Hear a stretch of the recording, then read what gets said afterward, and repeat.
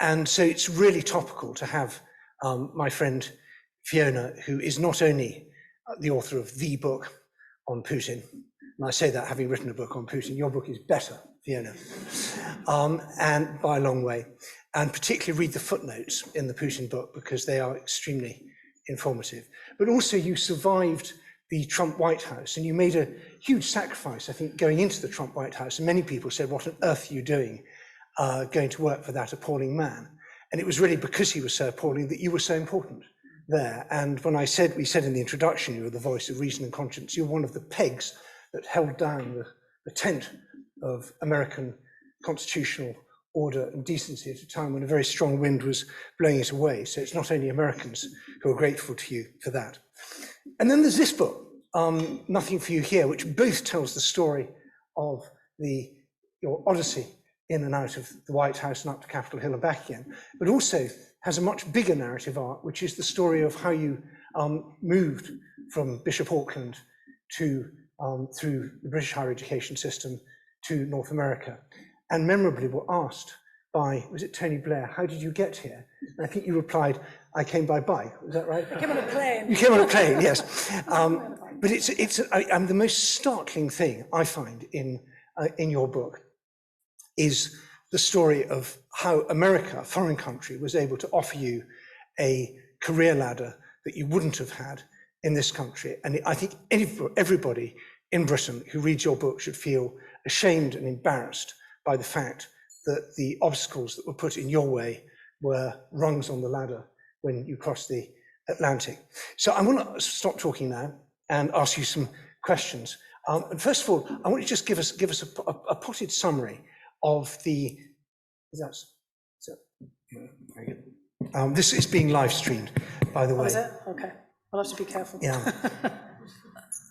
Let's start off at the beginning. How did you get interested in Russia?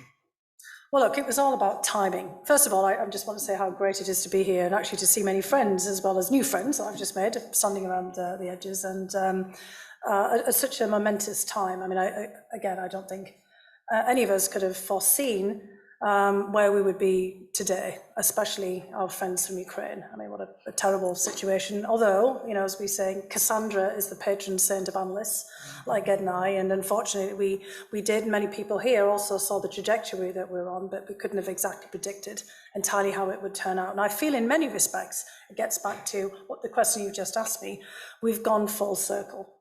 Because I got interested in studying Russian in 1983. And there are a few people around here, who've got a little bit of grey hair like I do, who might remember 1983. And November 1983, the war scare, against the backdrop of the Euro missile crisis. There's some people here who it was, well, this is your grandparents, era, and you're thinking 1983. There's some, occasionally good music that came out of that period. There's been an 80s revival, but what happened in November 1983 that was such a big deal?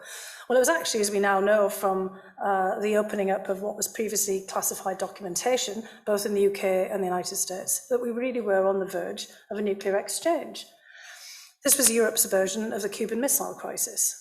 It was the whole conflict over the stationing of new nuclear weapons, SS-20s on the part of the Soviet Union, and Pershing missiles on the part of the United States, on top of other nuclear missiles that already existed. These were intermediate nuclear missiles in Europe.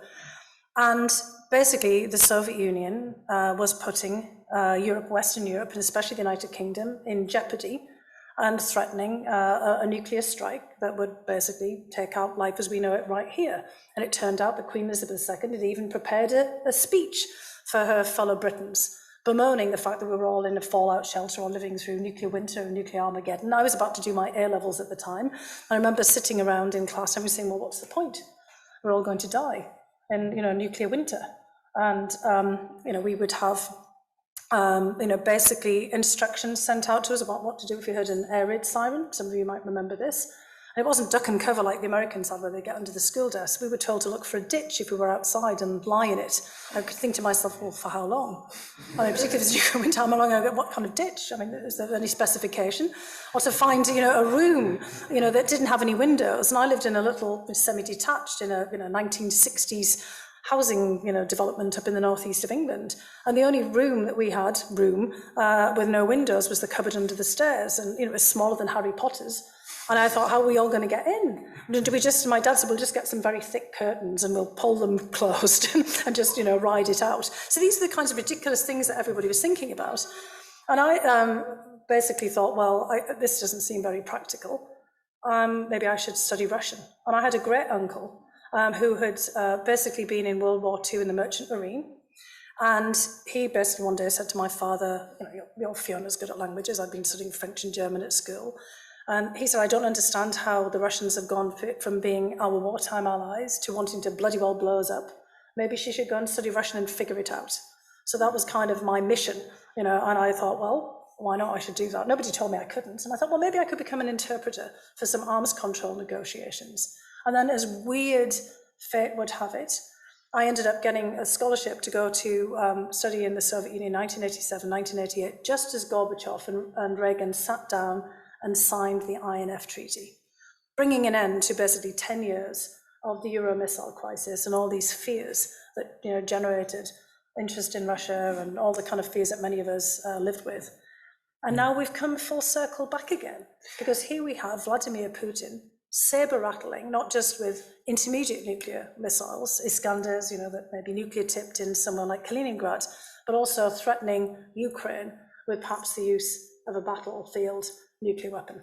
And in a way, that's much more troubling than either the Cuban Missile Crisis or the 1983, because those were basically risks of nuclear war because of a misunderstanding. Correct. Whereas Absolutely. Even Stalin, Brezhnev, Khrushchev, none of them actually tried to use nuclear weapons as a negotiating lever to say, give us what we want politically, otherwise we'll nuke you. So this is a completely new era. Absolutely. And it seems to me that the roots of what we have now are in a kind of misunderstanding about the collapse of the Soviet Union. And I want to just ask you a little bit about the early 90s, because we saw the planned economy collapse, and we saw the one-party state collapse.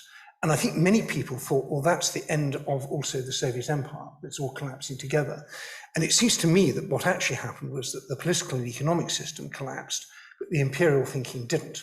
And that's what's now, boosted by oil wealth and Putin's personality and other things, has come back to bite us, and particularly bite the Ukrainians.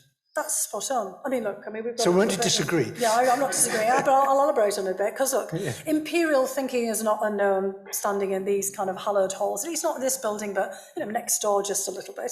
And in the United States as well, there is certainly, the kind of thinking of the United States empire. The United States has a really hard time explaining to itself, kind of that actually it had its own imperial tendencies. But Putin and Russia have taken it to a completely different dimension. What we are seeing in Ukraine today is really a post-colonial, post-imperial land grab, an effort to bring the empire back. And Putin hasn't made any secret of it, in fact. So for anybody who doubts it, just go and look at what Putin's writing about. Now, we all know that Putin said that the greatest catastrophe of the 20th century was the collapse of the Soviet Union. But I think this gets to your point, Ed. That was, for all of us then, a misunderstanding, a misinterpretation of what he was talking about. We thought he thought about the Soviet state. I'm constantly being asked, so is he trying to reconstitute the Soviet Union? No, he's not. He was never really a member of the Communist Party, although one of his grandfathers was Stalin's cook. That was a bit of a dangerous job anyway, particularly if you didn't like the borscht or something. But they weren't really effective in the communist system. His family were not part of the communist hierarchy, they're part of the nomenclatura. For Putin, his whole image of Russia is built on the idea of Russia as a great imperial power, as a great power. And for Russia to be great, it needs its borderlands. And of course, as we all know, Ukraine, the very word itself means on the borderlands. I'm from the borderlands in the northeast of England.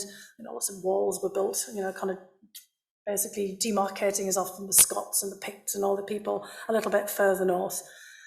And those borderlands and that kind of idea of a sort of Russian imperium is the motivating factor for somebody like Vladimir Putin. He's kind of coming directly out of a much deeper, I think, historical trend in Russian political thought.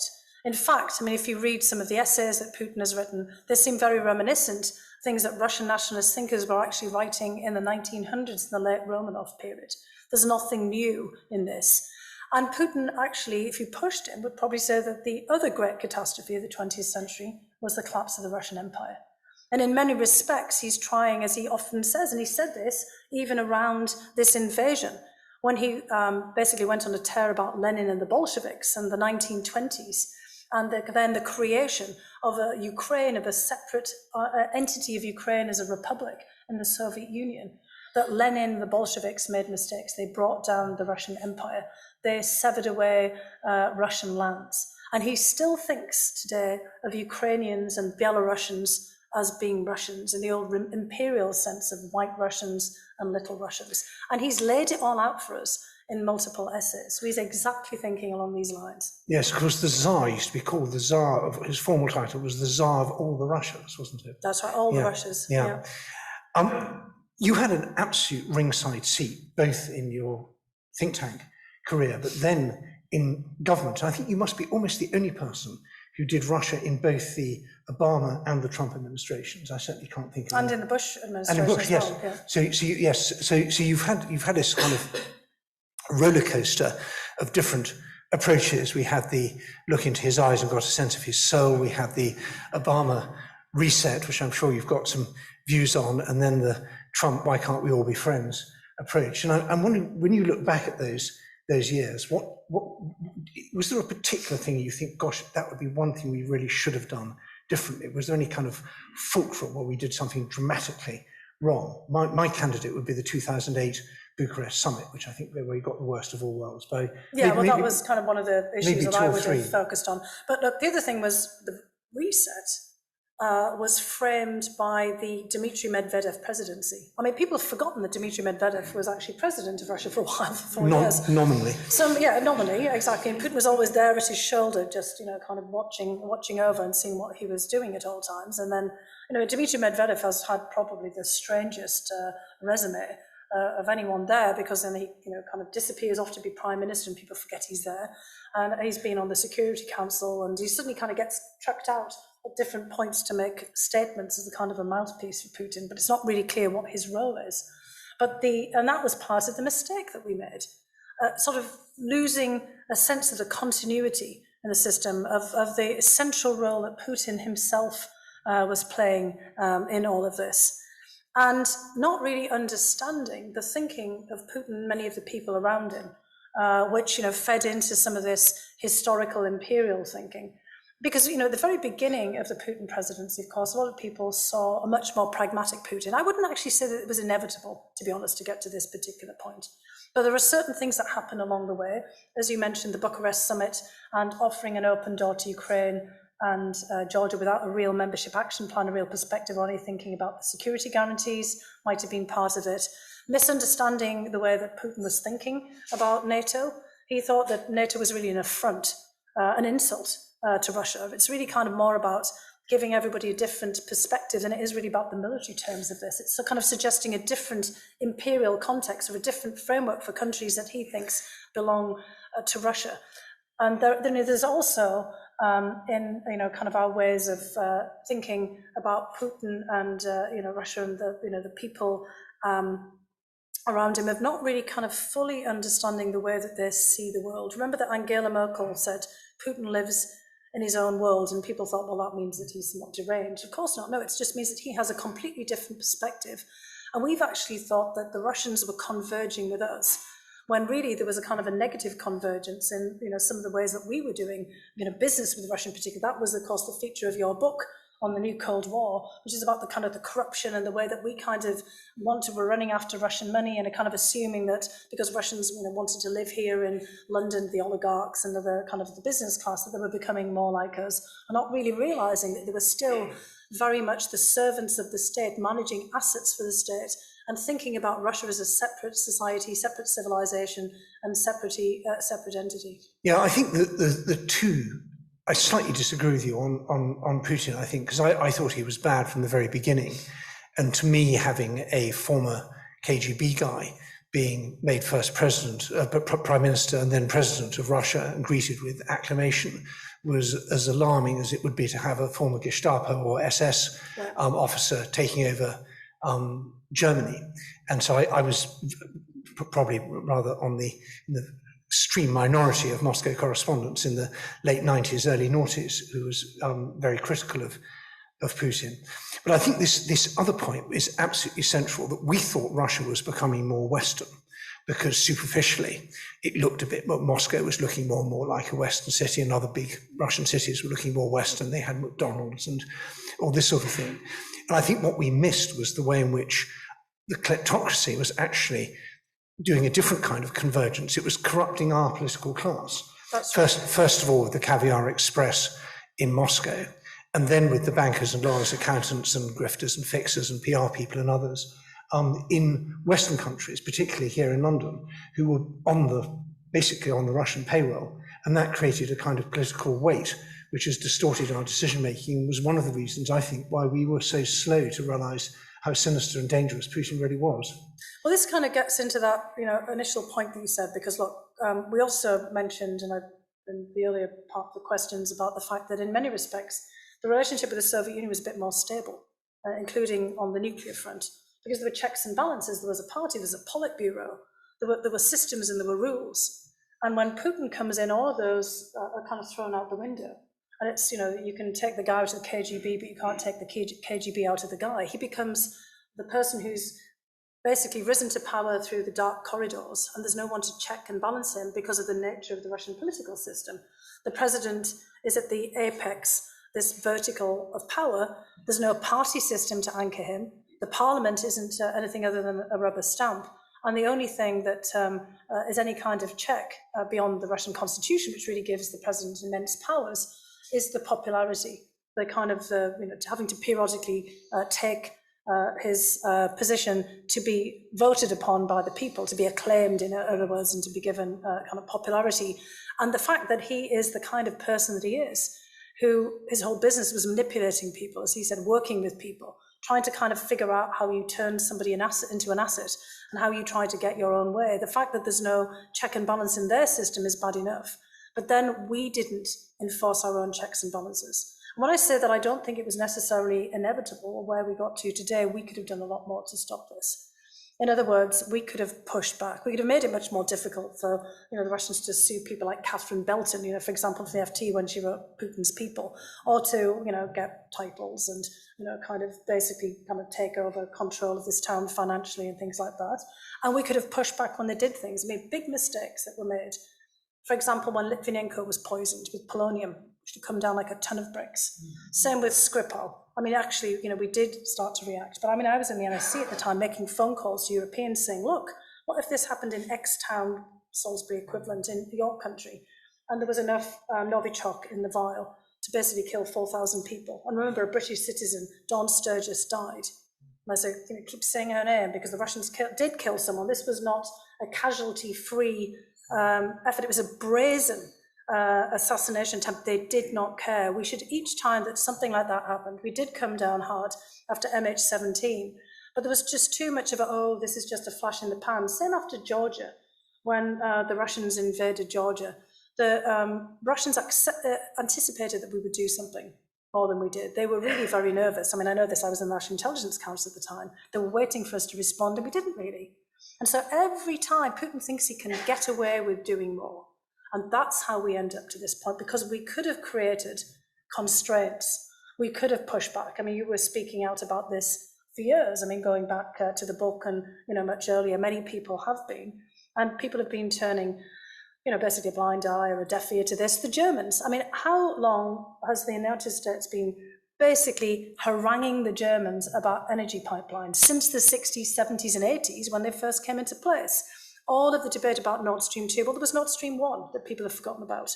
And before that, there was Yamal. And before there was Yamal, and then Druzhba, and all of the other pipelines. And we said it wasn't a great idea at the time. And, we're now with, the Schadenfreude basically came around how many decades too late, and the Germans, are waking up to this. So we made a lot of mistakes. It's not just about NATO. It's just about we needed to enforce our own rules.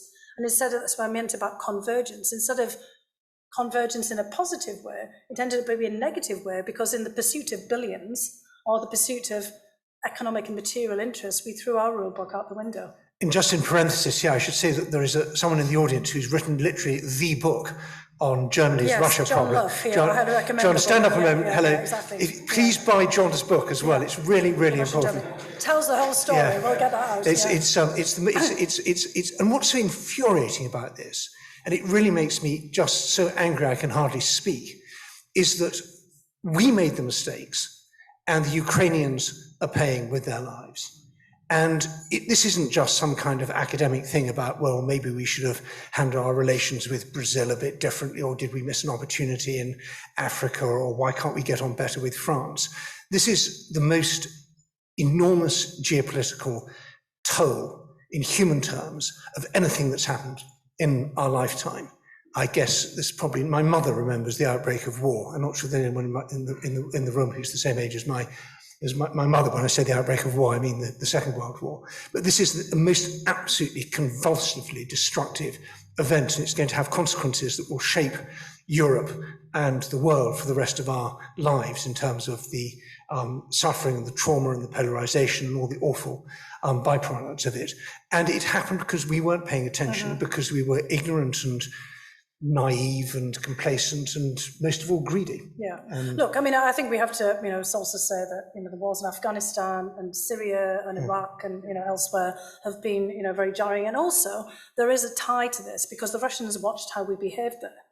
So basically, Putin is also saying, well, look, what about the United States in Iraq? The second time around, not 1990, where there was actually an international frame for this. But if the United States can get away with that, why can't we? And so, and again, our own inability to kind of articulate, and fess up to our own mistakes has also contributed to this, because Putin is now busily telling the rest of the world there's nothing to look at here in Ukraine. Ukraine is suffering again because of many other mistakes that we have made, because he's telling the world that this is a proxy war, that this is just like during the Cold War, that this is Vietnam, or that this is Korea, which it absolutely isn't. He's basically saying, well, the US has done things like this. What about the United States all the time? Or what about Britain? Or what about other countries in the past? And this is in itself is a major problem, because Ukraine has nothing to do with any of this. This is purely and simple a post-colonial, post-imperial land grab. But Putin trying to take this back again, as if the United Kingdom went back into Ireland because we couldn't resolve the issues and identity crises with Northern Ireland, or if the United States invaded Canada because of the English speakers were being repressed by those funny French people. This is basically. We have to explain what actually is happening here. And the point, though, that you've made about this being an international conventional with global implications is spot on. Because the dimensions of what's happening in Ukraine, we're going to be feeling these reverberations for a very long time. And I've made this analogy of Putin being like the four horsemen of the apocalypse recently. I was reminded of this thinking, I saw a picture of him when he's bare-chested on horseback in Siberia somewhere, and I thought, yeah, this is great. He's brought in conquest with war at the time of pestilence, and he's bringing about famine as well as death. Because Ukraine has remained, since the 1900s, the breadbasket of Europe. And so many places in Africa, this is the global dimension that we haven't completely felt, are 100% dependent on grain and food supplies, commodities coming out of Ukraine. The ports, Mariupol being completely level. This isn't just, kind of a story that we're going to be talking about later. One of the great grain ports of the Black Sea. The basic explosion in the refinery and the storage tanks in Odessa, that is the fuel for ships, basically bringing again commodities out of Ukraine. There is no growing season now in Ukraine in the spring. They should already be planting, but instead they've got basically landmines and cluster bombs, and their farmers are trying to use their tractors to pull Russian tanks off the road. So this is going to have a knock-on effect in Yemen, in Lebanon, in Eritrea, and all of the places that are already suffering. And this also has to be explained, to other parts of the world as well, that this is going to have an impact on you. And not because of anything the Ukrainians have done, and not about what the United States did in Iraq or anything else. This is what Russia is doing right now. This is not the Cold War. This is a proxy. This is not a proxy war. And Putin is basically creating a problem here that is going to have global consequences. And yes, it's very odd how little condemnation there's been of Russia outside the sort of core West. And it's really alarming when you look at the votes in the UN, how little support the Ukrainian cause has in so much of Africa, so much of Asia, so much of Latin America. And I feel that we tend to phrase this or shape it in sort of terms of an East-West conflict, right, where we assume the West is good, and therefore people should be supporting Ukraine because this is an attack on the West. And I think that's totally misconceived when it comes to most of the rest of the world, which doesn't think that the West is particularly good. They think of Iraq and Afghanistan, yeah, exactly, and perhaps also of the financial crisis, which has, to some extent, dented our reputation for competence when it comes to financial things. And so I'm advising the Ukrainians to frame this much more in the terms that you've put it, of being a colonial land grab, which would be very familiar, rather than in the sort of more reductive East-West sense. Yeah, I mean, sadly for Ukraine, they're going to have to get out there on the global stage. I mean, they've got enough on their hands at the moment to make that case, because they do need the support of the rest of the world. There's another element here, and it gets back to why you and I started studying Russian, and back to the Euro missile crisis again, because Putin is pulling us across a nuclear threshold, as you said earlier. That, in the days of the Soviet Union, nobody was threatening, well, I'm going to nuke you if you don't do this, which Putin is explicitly saying, to intimidate us, to get us to step back. And is signaling very clearly to the rest of the world that he's going after Ukraine. He's doing what he's doing because he has nuclear weapons and because he's a former nuclear superpower. And of course, for a brief period, Ukraine, Belarus, and Kazakhstan were also nuclear superpowers.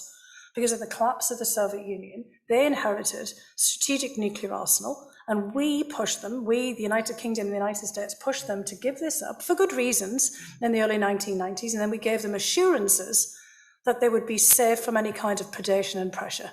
The 1994 Budapest Memorandum, of course, there were no assurances, there were no guarantees. And the message to the rest of the world is, get a nuclear weapon quickly.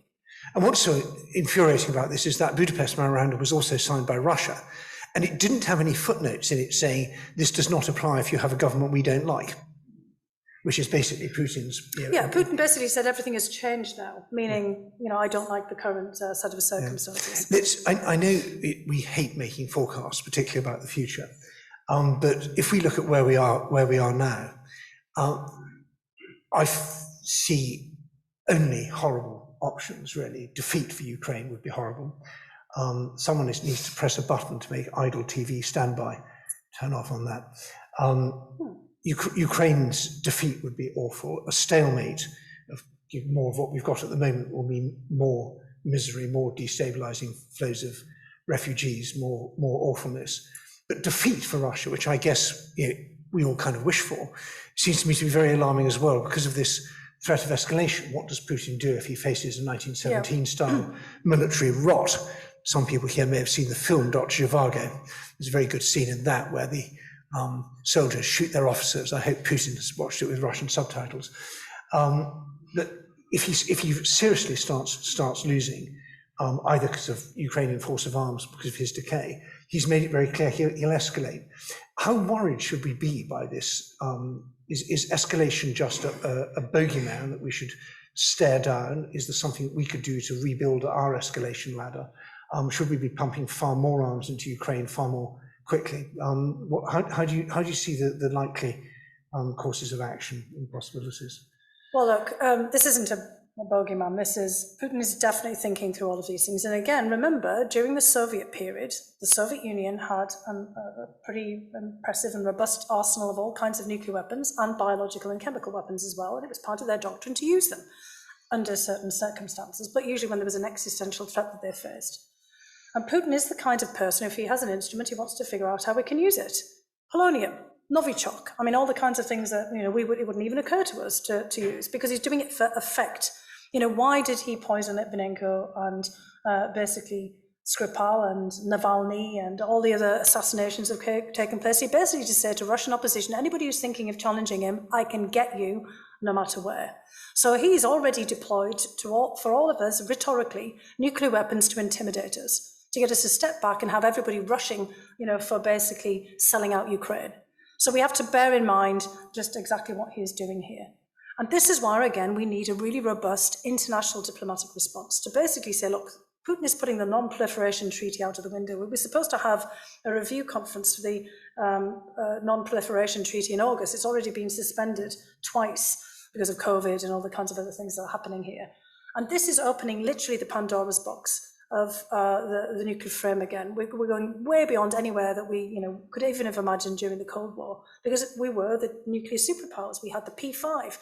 We've gone way beyond the P5 now from the United Nations in terms of the nuclear powers. We have Pakistan and India. We've got countries we're not supposed to talk about that we know have, nuclear weapons or, basically programs. We have, of course, North Korea and Iran that we've been engaging with that have tried to basically embark on their own nuclear blackmail. Putin has joined that kind of, wonderful company of countries, and we have to really push back against this. So we have to engage with China and with other countries more broadly, because this is deeply destabilizing.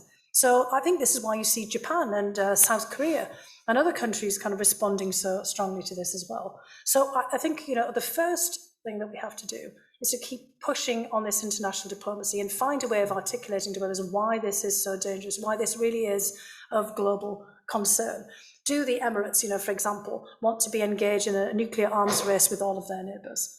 How will Iran feel about Saudi Arabia, for example, acquiring a nuclear weapon? This is the path that we're heading on right now, because everyone's looking at this and thinking the writing is very clear here on the wall. Get yourself a nuclear weapon, because that's the way that you can prevail in any kind of political, basically confrontation and disagreement with your neighbours. And so this is what we really have to push about here, as well as then making that case that Ukraine is basically defending its sovereignty, territorial integrity and independence for all of the other countries out there that could be predated upon by a larger neighbour. So it's not just about giving Ukraine more weapons and helping them to basically push and blunt the effect of the Russian invasion.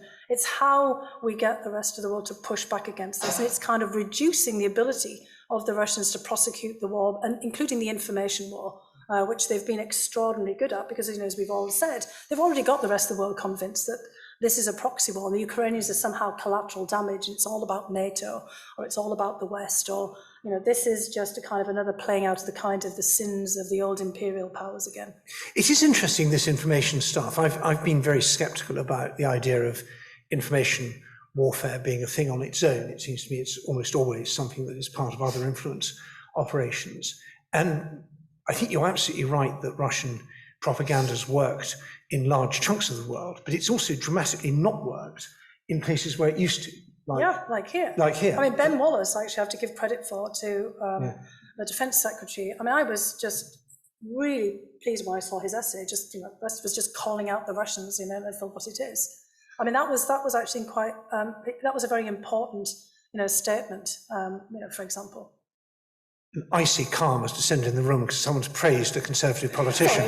But he is the Defence Secretary. But I would like to endorse it. I think it's been absolutely commendable. There's a huge amount of expertise in the audience. I see ex-ambassadors, people who've written books, people who've reported, people who've been expelled from Russia. There's I'm dying to get some questions. People who are living this, right now, including our Ukrainian colleagues with all of their families. I mean, this is not just an intellectual discussion. I'm very keen to get some questions, but I just want to approach the subject from 90 degrees, because your book actually isn't just about Russia. It's also about class, sex, race, the different sorts Gender, of... he means, by the way. No, that might sell the book better if it was about something else. Sex and gender.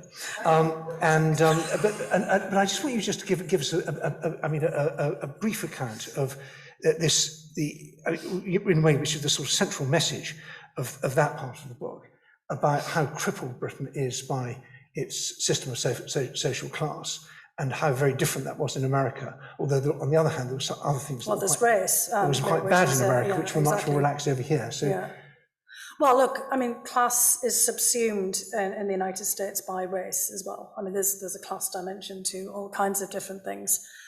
But it's also regionalism that I'm talking about in the book, because I think since I left the United Kingdom in 1989 to go to the United States, a lot of things have changed here, but the regional divides in the United Kingdom have not.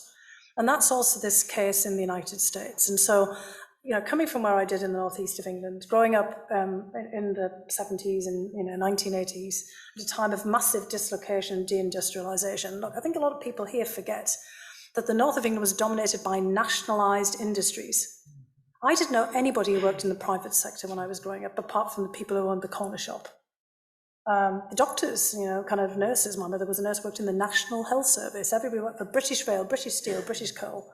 Now, why was it all nationalised? Because it was unprofitable after World War II. We'd been, the country had been laid waste. Remember rationing? Well, some of you might remember, but rationing went on until 1957. I don't remember that, but my parents and my grandparents were always talking about it. Britain had a really hard time rebuilding itself after the war. And in the north of England, everybody was dominated by the major nationalised heavy industries. And so everyone was working class in the environment I grew up in.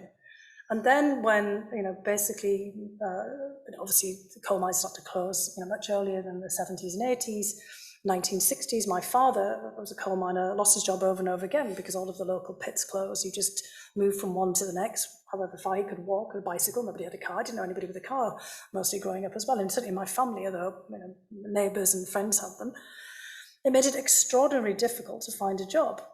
And, in my hometown, after 1979, when Margaret Thatcher comes in and there's the mass privatisation, everybody loses their job at once. And the bottom falls out of these towns, the tax base disappears. The schools start to fail because there's not resources. And people, they're competing for a minuscule number of jobs. My father was actually lucky because the mines that he worked in closed early enough that he got a job as a hospital porter in the local hospital, and every porter was a miner because they didn't have resumes.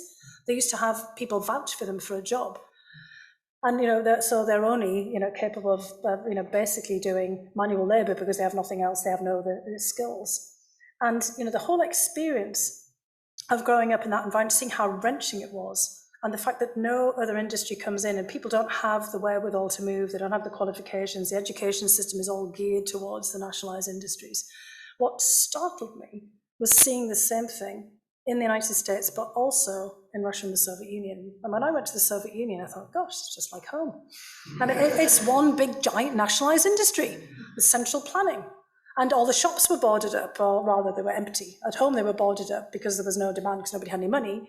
In the Soviet Union, there was nothing in the shops because central planning had broken down, and there was demand, but there was nothing there. I remember, once when I was a student there, going into the shop next door, which was supposed to sell Hungarian goods, Balaton. It was supposed to be a kind of a shop filled with delicacies, and all it had was a huge array of Hungarian women's boots that obviously just kind of come in one great big huge container or something. They were all in one size, my size.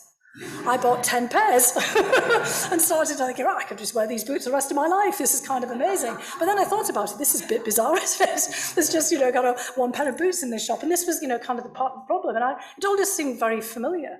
Yeah. And then when I'm working in Russia, when, I kind of we met back in the 1990s when you were covering all of this, as a journalist, with privatization and shock therapy, the whole of Russia fell into the same hole that on a much smaller scale the north of England had fallen into. And people lost their jobs, their identities, their sort of sense of self, and Putin fed on that grievances. When he comes in to power as president in 1999, he basically says, I'm going to make Russia great again. And at first of all, I was going to fix the economy, and then, of course, it gets the sort of imperial ambitions that we're talking about. But when I got to the United States and Harvard, of all things, in 1989 as scholarship, I noticed if I stepped outside of Harvard Yard and went to places like Somerville and Medford, that had been the centre of car manufacturing and meat packing plants and brickworks, they were all closed down as well. And all the people I met out of there who weren't at Harvard, the people who were working in the kitchens and the custodial jobs, they'd all used to have great jobs in the car factories, and they didn't have them anymore either. And the whole northeast of the United States was in this flux. It eventually recovers. But when you go to the Midwest, it didn't used to be called the Rust Belt. This was the heartland of American industry, and the same thing's happening. And the political consequences are evident. My hometown in the north of England, Bishop Auckland, voted overwhelmingly for Brexit because they kind of believed that that would bring funding to the town. Hasn't particularly yet.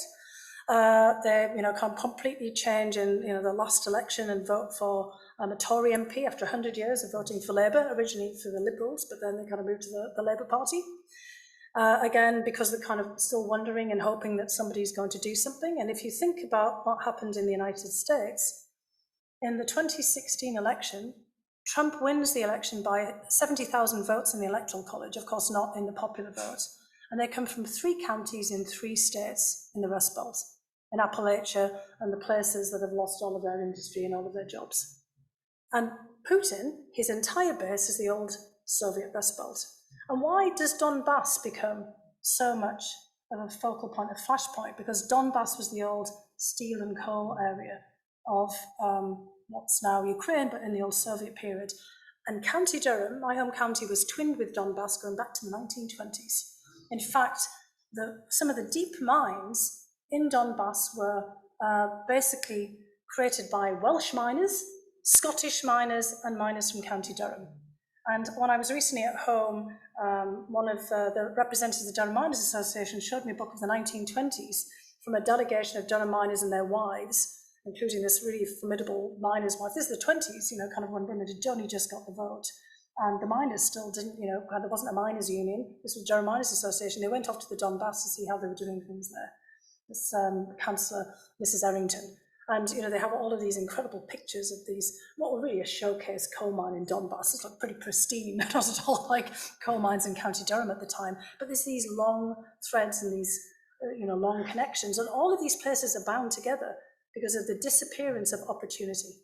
And of course, the I think you call them the left behind regions, both weaken the kind of cohesion of Western society and make us less able to stand up to Putin, as we're seeing in France at the moment, where Marine Le Pen is, who may, could yet win. And she's playing with the same constituency. Playing the same constituency. That's right. And it also gives votes for the sort of strongmen like Trump, who might come back again. And I just wondered, perhaps before we go into questions, my final sort of cheerful thought, after so many cheerful thoughts we've had already, is what happens if we get Trump again in 2 years? Is that curtains for the Atlantic Alliance, end of NATO? Do we then, Europe has to look after security on its own, or will we stagger through thanks to some more heroic Fiona Hill type people in the White House, or keep the show on the road?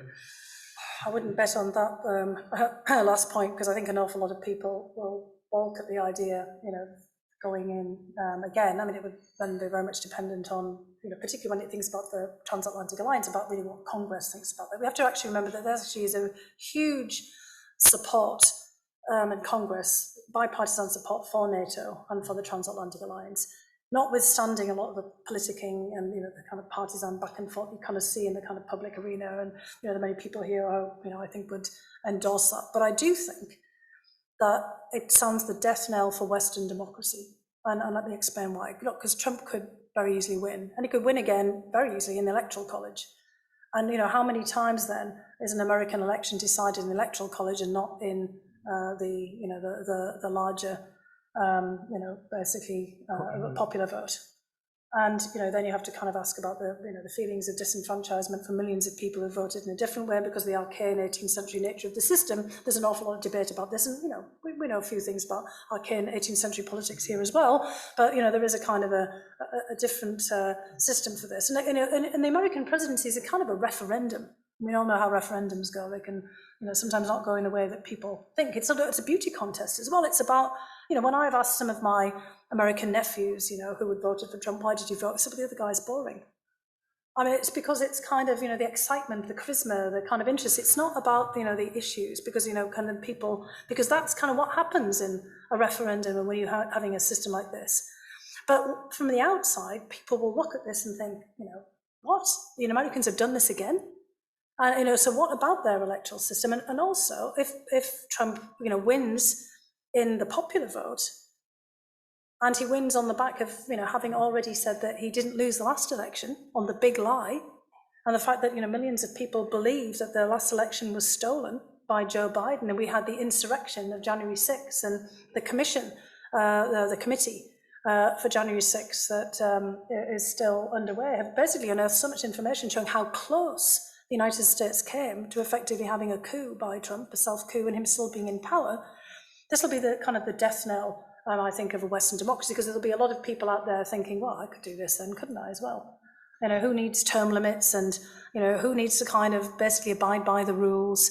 And all of, the countries that have had, delegations from the United States and elsewhere, giving them advice on, how to run their electoral systems, will look at this and think, well, what's the point? When I'm on the anyway, exactly. My standard pitch on the doorstep, which is when people say, "What are you doing?" I say, "I'm trying to save democracy one doorbell at a time." And I do think, actually, seriously, that basic business of talking to voters starts rebuilding the sort of trust in the system. And I also feel incredibly lucky that we are in a country where, however much we may dislike the ruling party on a council or something, it never crosses our minds that they would try and miscount the votes. We just take that absolutely for granted. So I think we're going to move on to some questions from you in the audience. I see Owen Bennett-Jones, familiar to many listeners of the World Service, is there. We have a roving microphone. I'm going to share the microphone with you. Very good. And let's have Owen at the back. No, for the people watching on live stream, you need to have the microphone. All right. Thank you very much. There may be a very short answer to this, but I was just wondering if you became aware in your work with the US government of US officials suggesting that the Russians' manipulation of the 2016 election extended beyond stolen emails and social media activity to trying to get into the vote counting machines to change the numbers of votes that were cast by American voters? We saw no evidence that they were able to change votes. Or tried to? Well, we can see evidence that they tried to penetrate the systems, and in a way, I think they were trying to signal that they were doing this to raise exactly these kinds of questions. Because the whole purpose of the intervention in 2016 was to cast doubt on the outcome.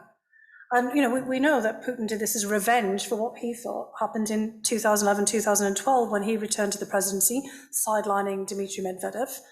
He thought Hillary Clinton and the State Department had somehow fomented and then paid for the protests against him in Moscow and St. Petersburg and elsewhere.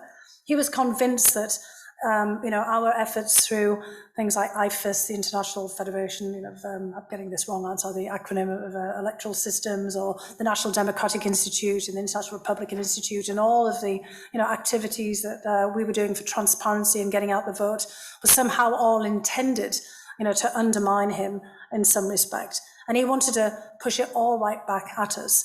He wanted to kind of suggest that the US presidential election was also illegitimate. And so, in many respects, this was for demonstration effect, so that people would actually ask that question and wonder and worry about it. And it's interesting, the only actually demonstrated, proven Russian interference in the British electoral system was an attempt to make people think that the Scottish independent referendum had been rigged. And Russian video channels were putting doctored pictures of piles of votes being moved around, claiming that the London authorities were depriving the Scottish people of their democratic will. And this was an election that had been observed by the Scottish nationalists, who found absolutely no fault at any point in the counts. It was obviously absurd. But if you look at the Electoral Commission report for the Scottish referendum, you see that they do actually say that there was, for the first time, there was some concern among the electorate that the votes hadn't been properly counted, and that was a clear win for the Russians. Let's have hundreds and hundreds of questions. I'm just going to work my way around the room going this way. So go ahead, sir. Yes. And if you wanted to introduce yourself, that would be fine too. Hi, I'm Mayo. We've talked before. Thank you so much for coming. Thank you so much for your work. I was just wondering to what extent you think the invasion of Ukraine signifies a serious return to the logic of spheres of influence. Well, I think, from Putin's perspective, spheres of influence have never gone away. So, from this is him, trying to basically make this a fact on the ground. So, just a little, vignette from my time in government at the National Security Council. With the crisis in Venezuela, when Nicolas Maduro lost the election but decided he was going to stay on, and then the United Kingdom, the United States, and many other European countries were trying to push for Juan Guaido and others to be able to take their place as a sort of provisional government. you may remember that there was kind of a little bit of kind of an incident where the Russians sort of decided that maybe the United States might be moving in, perhaps from Colombia, instead of it being a humanitarian operation to help the Venezuelans, deal with some of the kind of consequences that maybe the US might move in. And so they sent in 100 guys on a plane, all the kind of guys who pulled off the dirty tricks in the elections, for example, to try to help Maduro push back. And then we started getting all these kind of signals from the Russians behind the scenes in the way that they always do. They have think tank people talk about it, and various people make comments that they then, kind of to journalists and things about maybe a swap between Venezuela and Ukraine. We're now in your neighborhood, and, kind of maybe you'd like to get out of ours. And I was actually sent over to Russia in April of 2019 to push back against this. And, it was basically, the whole point was, kind of, well, you had the Monroe Doctrine, you have, these sort of spheres of influence. We were kind of trying to say, look, Venezuela isn't in our sphere of influence. We have a lot of Venezuelans living in the United States, particularly in Miami. So yes, there is a kind of, a major political element, but it's not that I would say Venezuela has come to us rather than, the kind of the other way around, and trying to explain to them, look, we're just not in this game anymore. Because President Trump, for all the things that, people think about him, he wasn't in when he was thinking about real estate. He just wanted to build a building. He didn't want to acquire the entire country, with it. Trump Tower in Moscow, or Trump Tower, in New York, obviously, but, Trump Tower in Istanbul. It wasn't like he wanted to acquire Turkey or Russia. He just wanted to build a flashy building. And we kept, trying to explain to the Russians that we're just not doing that anymore, and they would not believe it. They basically, no, we're still in the geopolitical game. No, we're not. We're not going to have a new Yalta in Potsdam and sit down, and Churchill's not going to pull out of this pocket another, you take this and I'll take that. But they were still trying it. And this is, really what Putin's about. He wants to show, yes, there are spheres of influence. And Ukraine should not just be in our sphere of influence, but Ukraine should be, part of, again, of this Russian imperium. Thomas. Yeah. Hi, Thomas from Highgate. A lot of the people fighting in the army of the Russian Federation happen actually not to be Russians, yes. But coming from North Caucasus or other areas of the Russian Federation in what is still actually a kind of an empire. So as the body bags are piling up back home, do you think that there's a risk of instability and collapse of the Russian Federation that would echo what happened in 1991, because there's still a lot of resentment in some areas of the Russian Federation vis-à-vis Moscow that is perceived as still being a colonial power within the Federation? This is really an important point, Thomas, and it's something that a lot of people are looking at very closely, including quite a few Russian commentators who are worrying themselves about, the potential disintegration of the Russian Federation. And we were already getting a lot of evidence that from the North Caucasus, where it's kind of traditionally been this kind of pipeline of young men being sent into the Russian military. They want to get training under normal circumstances, and it's kind of a ladder of mobility. In the old days, they were probably sent on construction brigades somewhere else outside of the North Caucasus, Dagestan, Chechnya, places like this. That the kind of military was a way of kind of moving forward. Well, now it's a move, straight into carnage. And into being, the proverbial cannon fodder. And there is, notwithstanding all the stories about Ramzan Kadyrov and the Kadyrovtsi, kind of fighting for Russia and Ukraine, something of great reluctance now, particularly as the next cycle of conscription comes up, for people to be stepping forward. Also, this is part of the strategy to send non-ethnic Russians to Ukraine. Because part of it is the idea then that there won't be that feeling of affinity, with the Ukrainians. And also, just as you said, to kind of mask the losses. But those have not been masked. We've had the sinking of the Moskva, the major flagship of the Russian Navy. We've also had the wiping out in certain battles of airborne divisions. So County Durham is also twinned with Kostroma in the Yaroslavl region of Russia. And they have one of the major airborne divisions there. And it seems that an awful lot of people have died. In fact, when I was back at home in County Durham a week or so ago, I was talking to some of the people involved in the exchanges, and they themselves are anecdotally picking up people that they've been in contact with the loss of their children and their grandchildren, and all this, and a backlash emerging in the regions. Because this is exactly the problem they had in Afghanistan, exactly the problem they had with Chechnya back in the 1990s. And there is, of course, great concern on the part of the Kremlin that there will start to be that backlash. It's why they went after Memorial, and closed it down beforehand after the Soldiers' Mothers Committee, pushing out an awful lot of people. You should just explain probably for that Memorial is the main NGO dealing with the crimes and lies of the Stalin era. Exactly. Yeah, sorry to just kind of make generally that assumption that everybody would immediately know what that is. But precisely because of this fear that casualties in wartime could create a backlash. But again, it also is the point that they didn't expect this. And so we are now in a very uncertain period. And I think it's something we watch closely, but it's hard to basically derive from that a kind of prediction about where we're going to be. John Slow, so I'm breaking the rules here because I see, wait for the microphone, as you should know. How paranoid is Putin, and the vast distance between himself and the minister to whom he was speaking, sitting at one end of the table, which was, I think, a full cricket pitch, 22 yards. Yeah, so I've actually been at that table, and I think a few of other people in this room might have done that big white table in the big room like this, and it doesn't seem that large when there's no large number of people at it, but it looks pretty ridiculous when you've got Putin at one end and Macron and others at the other.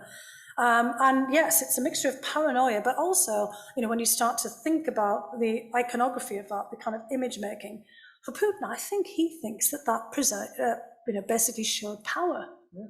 And, you know, kind of, I mean, we look at it and we think, this is nuts. Man's bonkers. Why is he, you know, kind of, we know he's a germaphobe. You know, is it really, you know, kind of 6 feet? You know, is that enough? 60 feet? That seems like, you know, maybe a little bit too much here. But I think it's meant to show that he's really in charge and that you know, kind of people are coming to kind of play court to him and that they're kind of kept at an arm's length and a distance.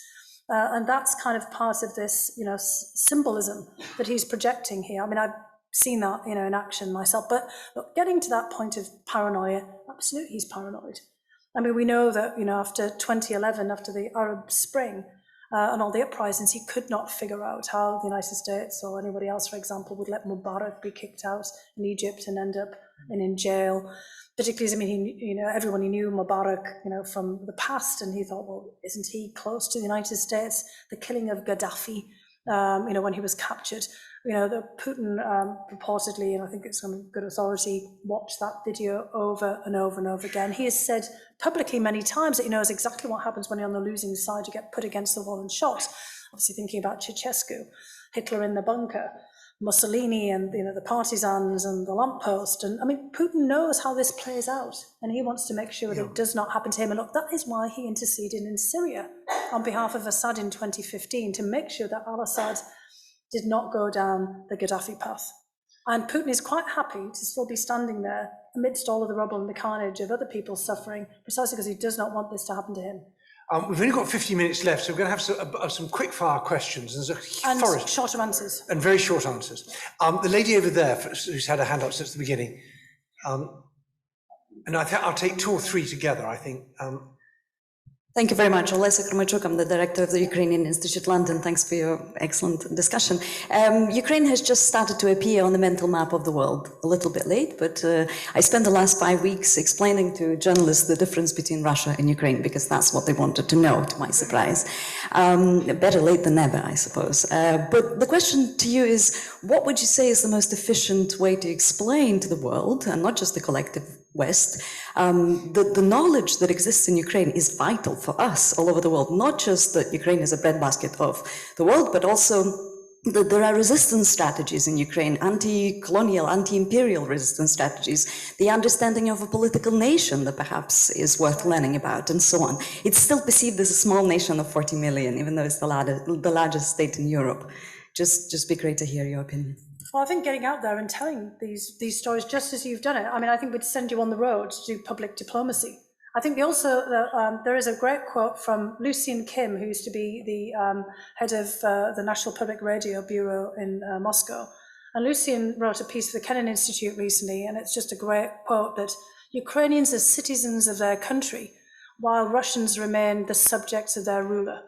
And I think, you know, basically what Ukrainians are us, I mean, it's basically a highly networked, sophisticated community of people who are full citizens in every sense of that word, who have agency and are not dependent on one person. And I think that is a kind of a message. It is the post-colonial message.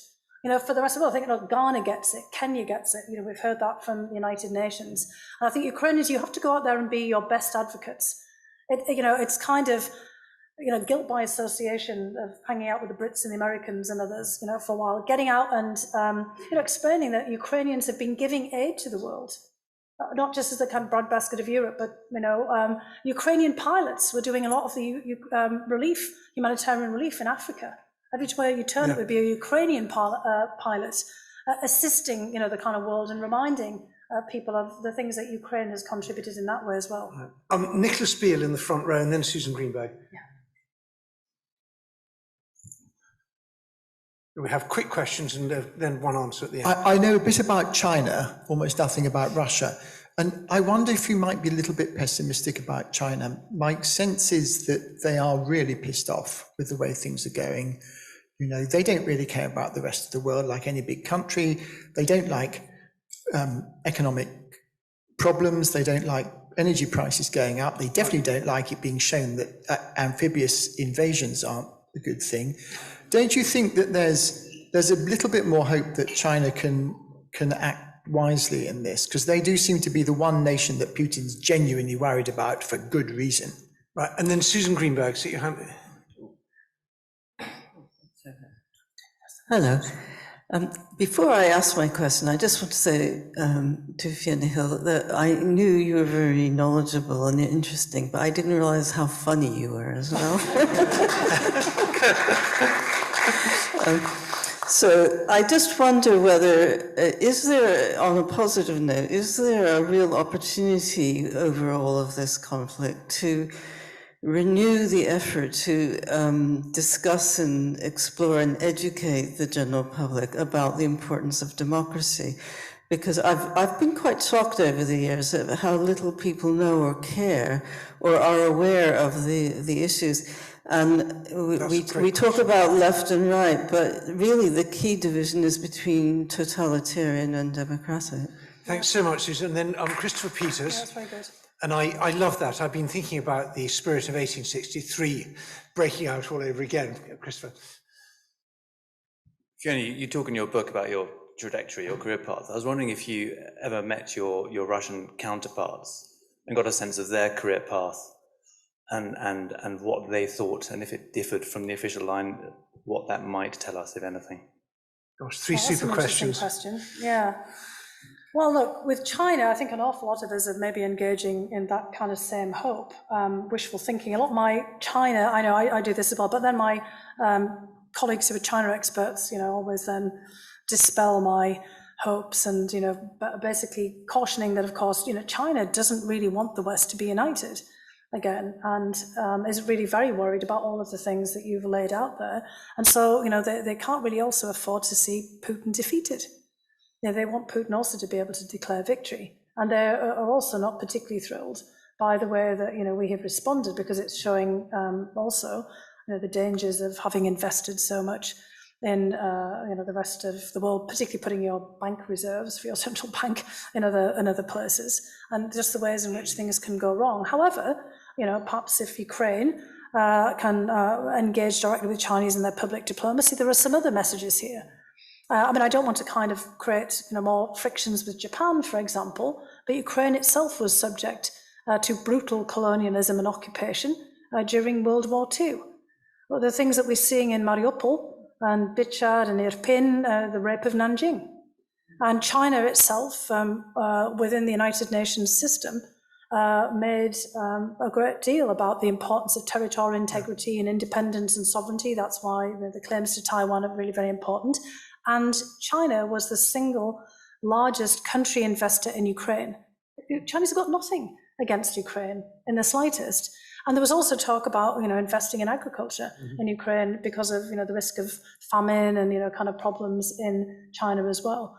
So I think Ukrainians need to engage with China directly, but knowing full well that, there is still, that they've made such an investment in Russia. I mean, that statement about a partnership with no limits on February 4th, I was shocked by that.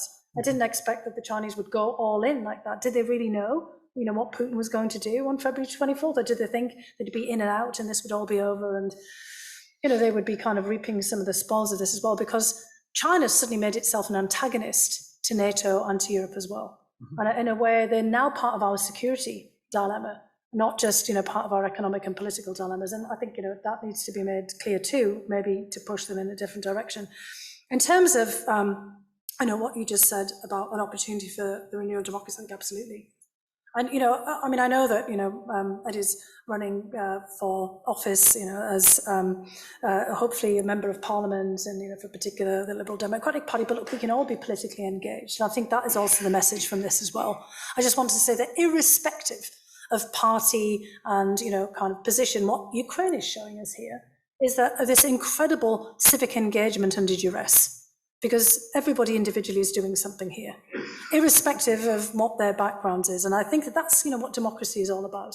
I was just walked past, the BBC today, and there's the statue of George Orwell, which I'd never noticed before, actually, and talking about what liberty and democracy is, basically the freedom to be able to tell people the things they don't want to hear. Well, Ukraine is telling a lot of people things that they don't want to hear. And, you're telling people, have been for a very long time, people, things that they didn't want to hear. And this is the kind of an essence of all of this, having a big debate, having a discussion about all of these critical issues, and knowing that each one of us in here can do something. And I think that that's kind of an important, and reviving that and getting people to be civically active in their communities, running to be members of parliament, engaged in political parties, but thinking about how we can all kind of do something collectively is pretty vital, and that's what democracy is about. Well, you can certainly come back here. Okay, thank you very much. And then the Russian counterpart, it's kind of weird because, in many respects, this, again, given everything that I've said there, the old Communist Party allowed people to move up, through the hierarchy in ways that the contemporary Russia doesn't. So you think about people like Khrushchev, for example. Khrushchev was a miner. I mean, he wasn't from Ukraine, but, he worked in the mines, kind of the whole Donbass, kind of all the things for, Khrushchev. People like Gorbachev coming from, a rural area in the, Stavropol and the southern parts of Russia. And there was women, kind of who one could have spoken spoken about. There was quotas, admittedly, but there was kind of an expansion of, women who were, able to rise up in the old Soviet and communist system. And in modern Russia, that's actually become quite difficult. I mean, the most prominent woman was just being sanctioned, Elvira Nabiullina, the head of the central bank. But very few, women in politics, very few women being outspoken. My friend and actually classmate at Harvard in a PhD program, Evgeny Albats, just an incredible, person, but being a kind of a critic and outside and probably, under some, great jeopardy now. But one of the bravest women in Russia. I mean, certainly braver than anything that I or anybody else, because I've done here in the way that she's still speaking out. But the contemporary Russian system has made it actually very difficult, also for the same sorts of reasons, for people, to move ahead and to do the kinds of, things that, kind of I and others here have done. And it was easier, ironically, in the Soviet period. I think the quality of Russian officials has been going down and down, and kleptocracy is sort of antithetical to meritocracy, and good positions are bought rather than acquired through merit. Right, I'm going to have a brisk whiz round. I'm making a quick note of that. Okay, so John McGrory, and then gentleman here who's been incredibly patient, and then here. Yeah. Thanks very much, Ed. A comparison has been made between, perhaps a superficial comparison, between Hitler and Putin. Now, Hitler, one understands in that he was a great orator and charismatic and triumph of the will and all of that, and he was very much in control of Nazi Germany. What I don't understand about Putin is that he doesn't seem to project a personality. He comes across as this rather chubby-faced little man who doesn't seem at all problematic. Is he, from your intelligence, for your understanding, is he actually the fellow who's completely in charge? Is he a strong, iron-willed fellow, rather like Hitler was, rather like Stalin was? Or is he just a puppet? Is there some group who's actually running the show in Russia, and how do we challenge that? We need to know that if we're going to challenge it, don't we? Right. And then gentleman here who had his hand up at the very beginning and has been patient ever since. Robert Grant, Wilton Park. What could a Putin succession look like? Say he dies of illness, for example, over, sometime in the next several years. And is there any hope for a pathway back to better relations under a Putin successor regime? Okay, and then just over here, and then we'll have telegraphic answers. I'm Conrad Quilty-Harper from Bloomberg UK. Could you rate the British government's performance over this crisis? There's quite a lot of people who aren't on sanctioned lists, and there's long lists that are very public. Right. Well, I mean, I think, the two questions, related to Putin, is he a puppet, is he really in charge, and Putin's succession are linked together, actually. Look, we know, for example, that this war is very much a war of Putin's choice that was kind of planned with just a couple of other people, maybe 2 or 3, 4 at the most. It's pretty evident, and we know that from other means, let's just say. And, Putin has been extremely effective in the way that Stalin was, of playing people off against each other and making himself the arbiter of the system over time. Look, he's been in power for 22 years. Also, there are a lot of people who are vested in him, just like there was in Nazi Germany, a whole system, that has emerged around him. About 60% of the Russian workforce is dependent on the state one way or another, in the bureaucracy and state-dominated companies, working for the Kremlin one way or another. It's a vast machine. And so there's an awful lot of people who are believing in Putin because they want to believe in Putin, and they elevate him there because he's kind of like the linchpin in the system. Now, is he in complete control of everything? Nobody's in complete control of everything. We kind of know from the way that the war has gone that there's all kinds of information that he obviously didn't have, or that he misread, or that he didn't, kind of pay attention to.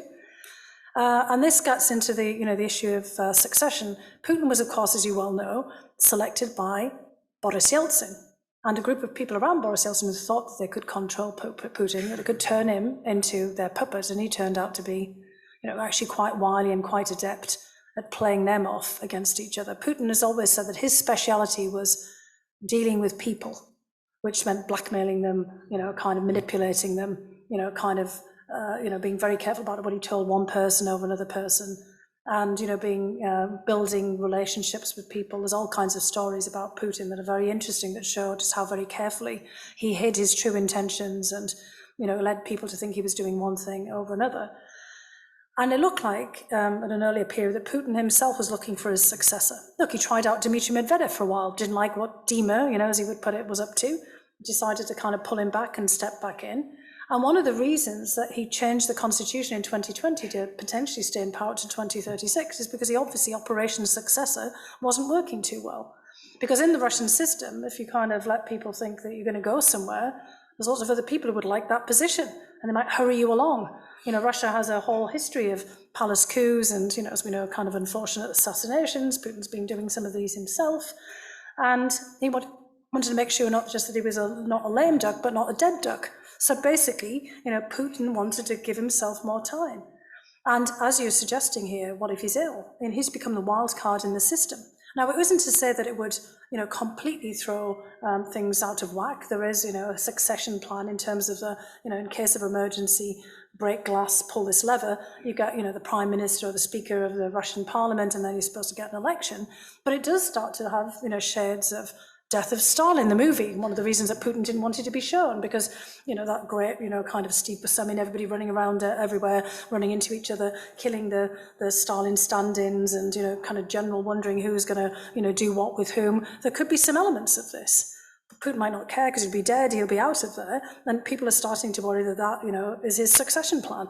And then it will be, something of a free-for-all, and it gets more likely back to, the kind of question, is he a puppet, is he in charge? There's a lot of hard men around him. In a wartime scenario, martial law, somebody else, kind of emerging from the system, maybe not Shoigu, because he seems to have had a bit of a problem, kind of conducting the war, but maybe Bortnikov or, one of the other people from the security services stepping in. So, it doesn't look particularly promising. The one person who wants to be president, Alexei Navalny, who's, said this quite openly, is now sitting in a penal colony. So the system itself is, trying to certainly, make sure that they know who is coming in next. I think one thing one can confidently predict is that when there is a succession, the outside world will get it wrong. And I would draw your attention to the Times coverage in 1953, and I speak as a Times columnist, when Stalin died. and the Times leader bemoaned the danger of hardliners taking over. Yeah, I know. Yeah, so it's good. Look, I mean, all kinds of things can happen. We got Gorbachev. Yeah. We weren't expecting, just like you said, we got Khrushchev. So all kinds of unexpected trajectories can emerge in here. Quick, on a scale yes, of 1 to 10. on a scale of 1 to 10, yeah, I'd give it about 5 or 6 actually. But I'll just explain why. I mean, I already gave Ben Wallace some praise because I do think that was important. I think, moving very quickly on, getting weapons to Ukrainian, not very good on visas, let's just say, and some of the handling of things. And I think absolutely a heck of a lot more work to be done. But the big key is it's not dependent on one person. It shouldn't be dependent on one political party. We have to be in here for the long haul. So it should be, okay, the British government is one thing, but what about Britain, writ large, people like yourselves? How are we going to be managing this over the longer period of time? It's going to be incumbent to getting back to my point about agency on all of us, in the US, in the UK and elsewhere, to realise that this is something that we have to commit to. We have to commit to, helping Ukraine for the long haul. And so we have a lot more work to be done. Well, thank you very much, Fiona. Yeah, thank you.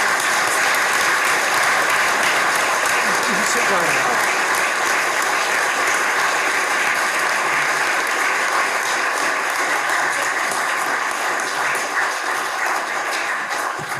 Fiona, thank you so much. I think I speak for everyone when I say I feel blessed to have spent the last hour and a quarter in your presence. It's just so much has been covered. Edward, thank you so much. And there are many people around this room to thank, including the people who gave the fabulous questions, illuminating as they were. The team, starting with Constance, if you'd stand up, please.